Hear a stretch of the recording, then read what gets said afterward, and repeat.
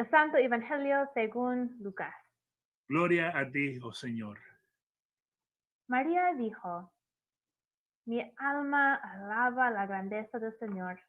Mi espíritu se alegra en Dios mi Salvador, porque Dios ha puesto sus ojos en mí, su humilde esclava, y desde ahora siempre me llamarán dichosa, porque el Todopoderoso ha hecho en mí grandes cosas. Santo es su nombre. Dios tiene siempre misericordia de quienes lo reverencian. Actuó con todo su poder, deshizo los planes de los orgullosos, derribó a los reyes de los tronos y puso en alto a los humildes. Llenó de bienes a los hambrientos y despidió a los ricos con las manos vacías.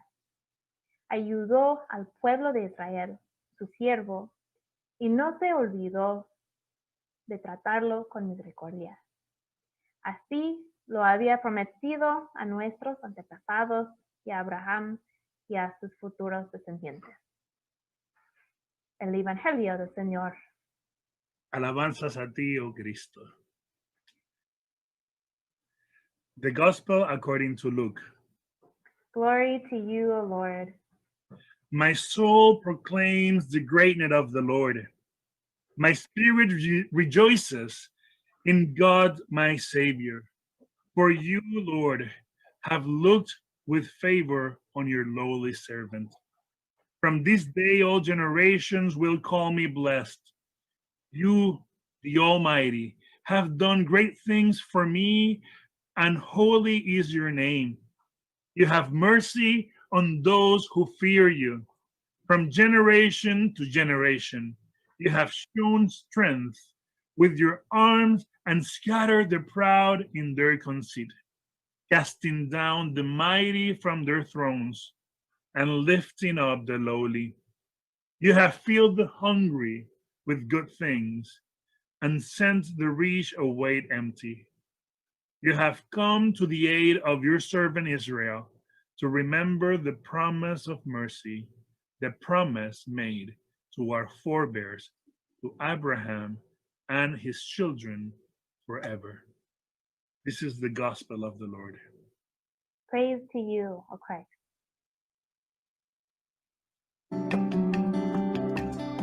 Good morning and welcome to what we're calling the Sermon Dialogue. I'm Vicar Bethany over at Wicker Park Lutheran Church. I'd like to say good morning and greetings to everyone at Wicker Park and also at Trinidad Lutheran Church, to both communities. Sí, gracias Bethany por comenzar dando la bienvenida y sí, gracias a la comunidad de Wicker Park por permitirnos compartir este mensaje y por estar junto a nosotros en esta mañana. Gracias también a la comunidad de Trinidad que se une en esta mañana. Espero que esta sea la primera de muchas colaboraciones entre nuestras iglesias.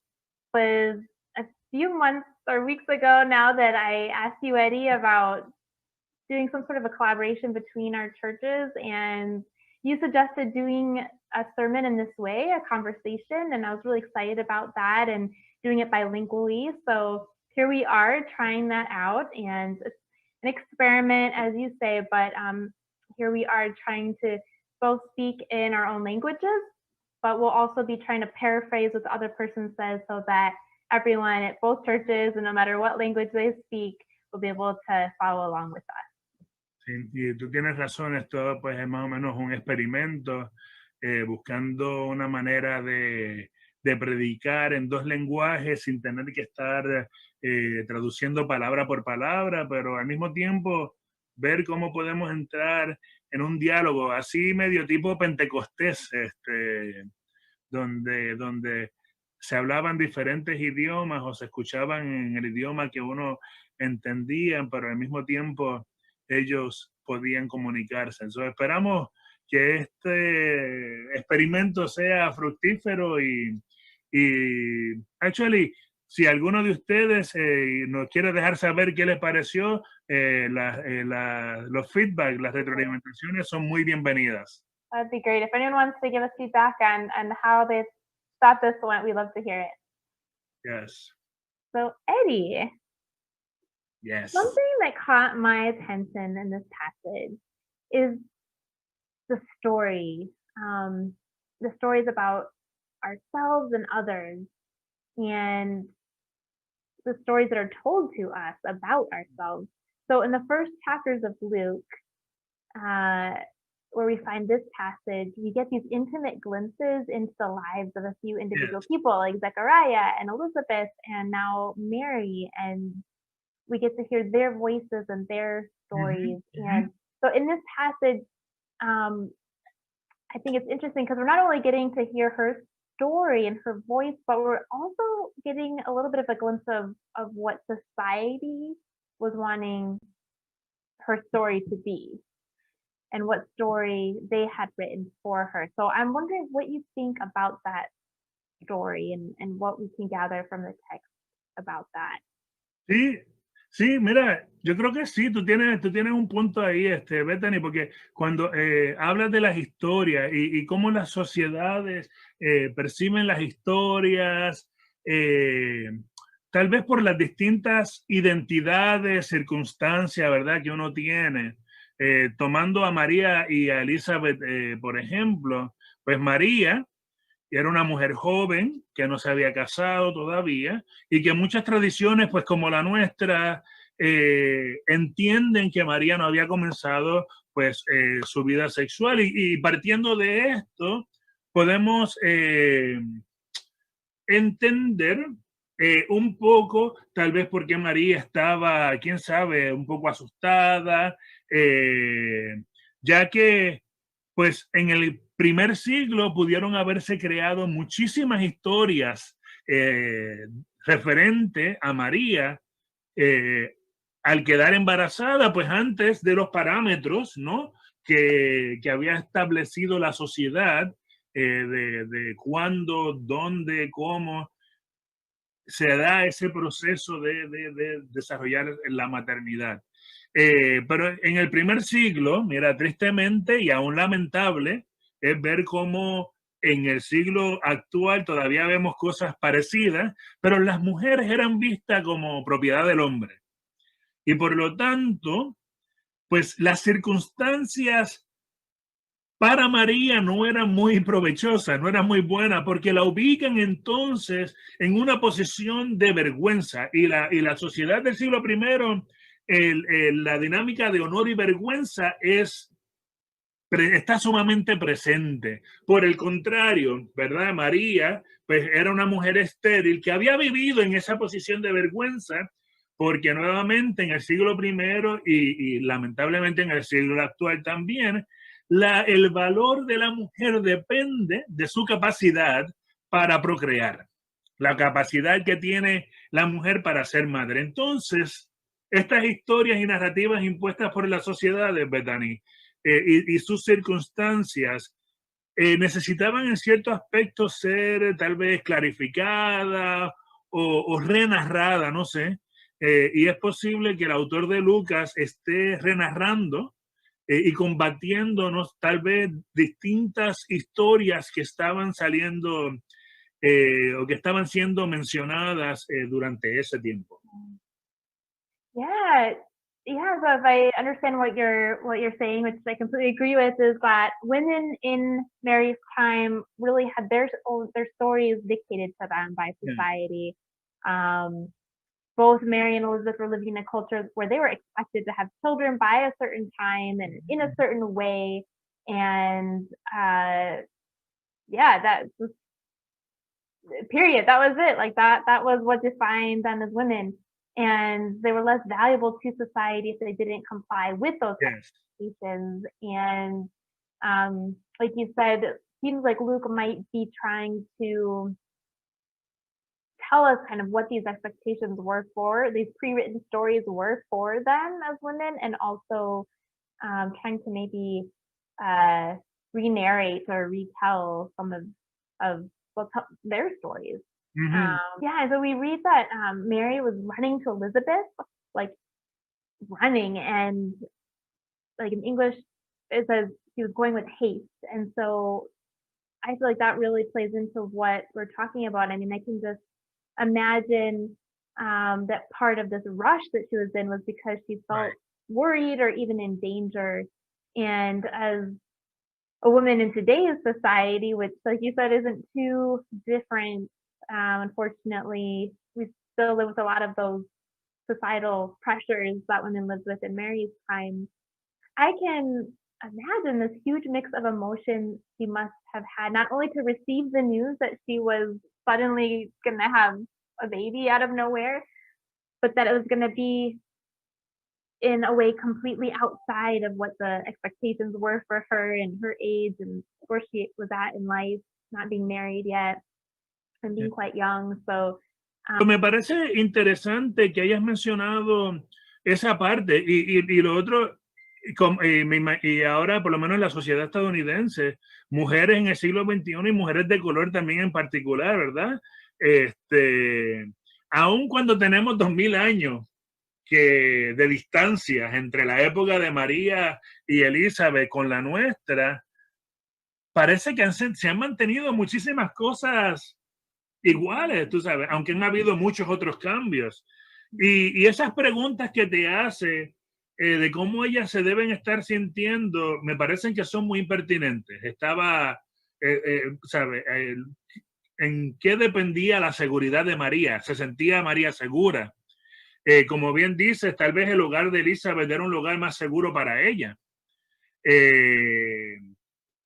Tal vez porque Elizabeth ya había experimentado lo que significaba vivir en el margen de la sociedad, que sobrevaloraba la maternidad en ciertos parámetros. Pues entonces me pregunto, ¿qué tú crees? ¿Qué serían esas historias que están escritas sobre grupos marginados en nuestra sociedad aquí en los Estados Unidos?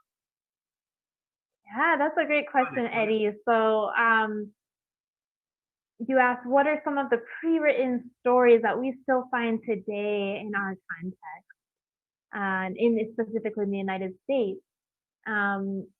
Well, like you said, I think just all the expectations that women continue to have today definitely is on the top of my mind.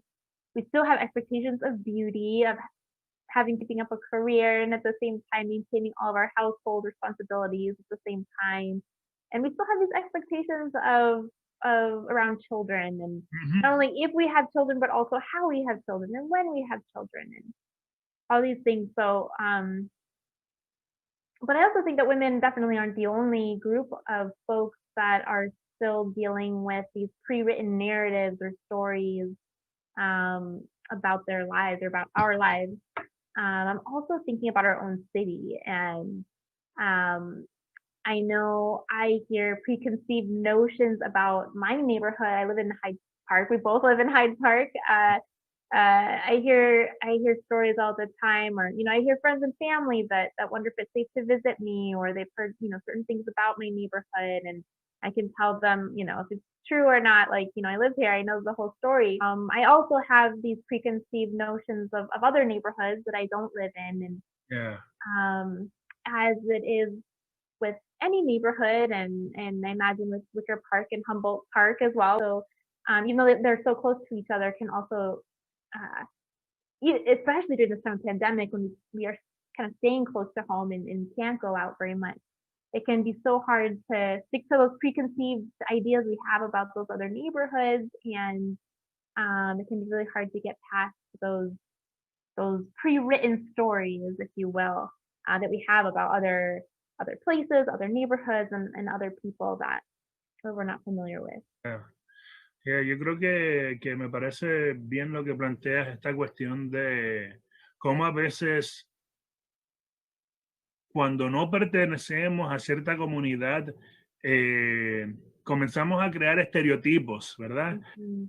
De otras comunidades y empezamos a juzgar y a prescribir ciertas historias y ciertas narrativas sobre estas comunidades y en ciertas ocasiones haciéndolas monolíticas, cuando pueden ser también comunidades muy diversas en diferentes aspectos. Una de las cosas también que viene a mi mente y cosa que la Iglesia de Trinidad sabe muy bien, que está en Humboldt Park, y es que el barrio de Humboldt Park es un barrio que está siendo aburguesado, es un barrio que en inglés se le está siendo gentrified, right?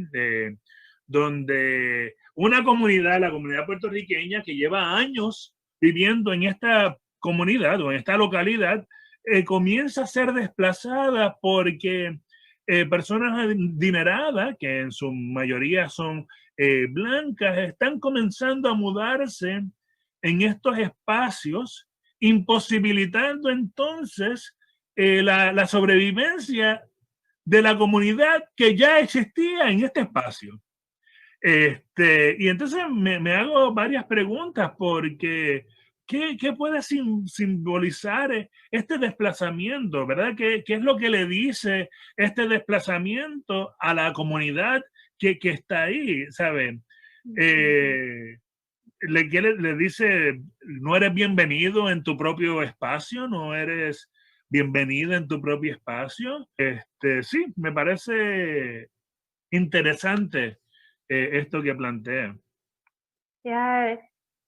Yeah, thank you, Eddie, for sharing that point of view. Where folks who live in Humboldt Park and have been experiencing gentrification in the past few years, where many people, usually wealthier, usually white people, displaced for long-time residents who've been living there for years and making it impossible for the mainly Puerto Rican community to survive there. And thank you for your question about what message is this sending to the Humboldt Park community and any community that's experiencing this kind of displacement. What is that saying to the people there? I mean, it's basically saying you're not welcome, which is what you said. And so now that we talked a little bit about the story that the world would have pre-written for Mary and handed to her, and we've also talked about some of the stories that we have written for us and that maybe sometimes we write about others without really knowing their true experience. Eddie, I'm wondering, what do you think? What is God's story in all of this? And what is God's story when it comes to Mary and when it comes to how we should live in the world?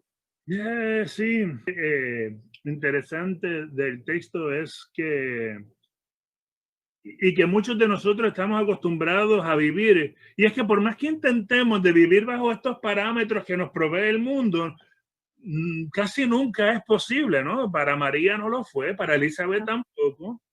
En mi vida no lo ha sido. No es que no se haya intentado, sí se intentó, pero no funcionó. Y por lo tanto, me parece que el texto está también dejándonos saber que no podemos estar sujetos y sujetas a estos parámetros que han sido impuestas para nosotros o para nosotras. Dios nos da entonces la oportunidad de tener nuevas posibilidades para vivir. Tú, Bethany, tienes la oportunidad de crear nuevas posibilidades en tu vida, recordando que lo que Dios hace grande, el mundo muchas veces lo desprecia. Esto no significa que sea difícil o que no sea difícil vivir en un mundo que esté constantemente despreciándolo a uno o a una, pero cuando uno vive en el margen es cuando uno está más cerca y puede encontrar a ese Dios de la cruz.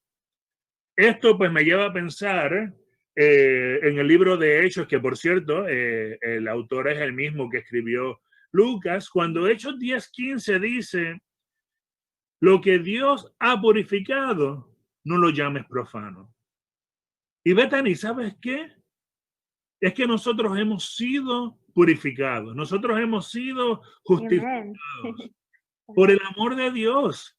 Y me parece que es el momento entonces de vivir plenamente en esa justificación, creando comunidades absolutas, comunidades donde se viva en cierta manera esta justificación, siendo quien tú eres llamado a ser y no tratando de ser quien la sociedad dicta que debe ser.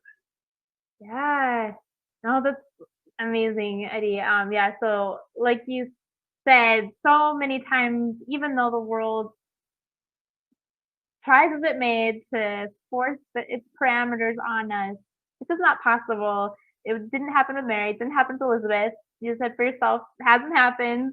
And God has this way of doing great things with what the world may not value or undervalue or just completely disregard.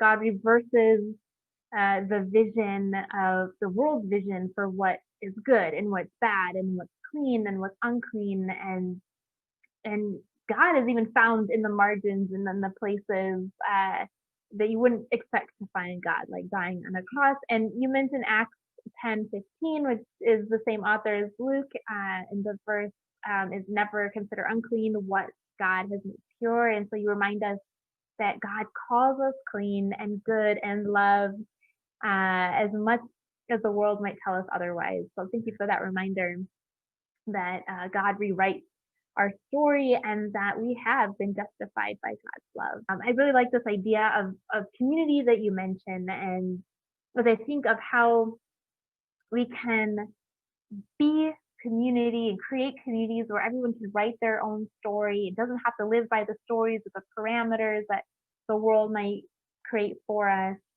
I think about how Mary joins with God in reversing this story that the world would write about her. And so we get to join with God's story as well, like calling good and whole and pure and loved what the world and society would cast off. And I also think one very practical way that we can start building this different type of community is to hear and to get to know the stories of other people as they tell them, and to have conversations and build relationships with people like we're doing today, with people who are different from us and who grew up in different places and different ways with different upbringings, and just getting to know their stories, and being able to hear them firsthand and not just trust what we hear in the news or in third hand accounts. So, and I think as we do this, we get to go against the narratives that would otherwise have us just stay at a distance. Yes, así es. Y vemos cómo María se une a la historia de Dios para crear su propia historia en la comunidad o junto con la comunidad de Elizabeth y Zacarías. Nosotros nos podemos unir a esa historia de Dios en comunidad, dejando atrás esos parámetros establecidos por la sociedad y cumpliendo, ¿verdad?, con nuestro llamado a vivir una vida plena, a vivir en plenitud. Bethany, Yeah, ha sido un placer compartir contigo en esta mañana. igualmente. Y también con la iglesia que nos está viendo por estos medios de comunicación. Y no quiero irme de aquí sin antes dejarle dos preguntitas a la comunidad. Una es, ¿en qué instancias de tu vida reconoces que has sido parte o has creado estas distintas narrativas que han sido dañinas, estos distintos estereotipos o prejuicios que han sido dañinos y perjudiciales a ciertas comunidades? Pero al mismo tiempo quiero que te hagas la pregunta, ¿en qué instancias de tu vida te has unido a ese cántico de Dios junto a María, junto a Elizabeth, junto a la comunidad, donde has cambiado y has vuelto a narrar tu propia narrativa, tu propia historia?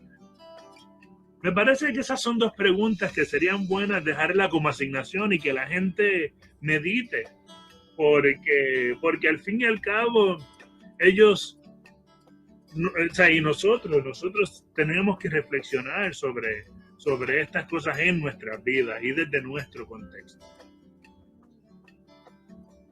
Thanks, Eddie. I think those are great questions. It's also been a pleasure to have this conversation with you, and I will repeat the two questions that you just made, that we want to leave with our communities this morning to meditate on and think about today and this week.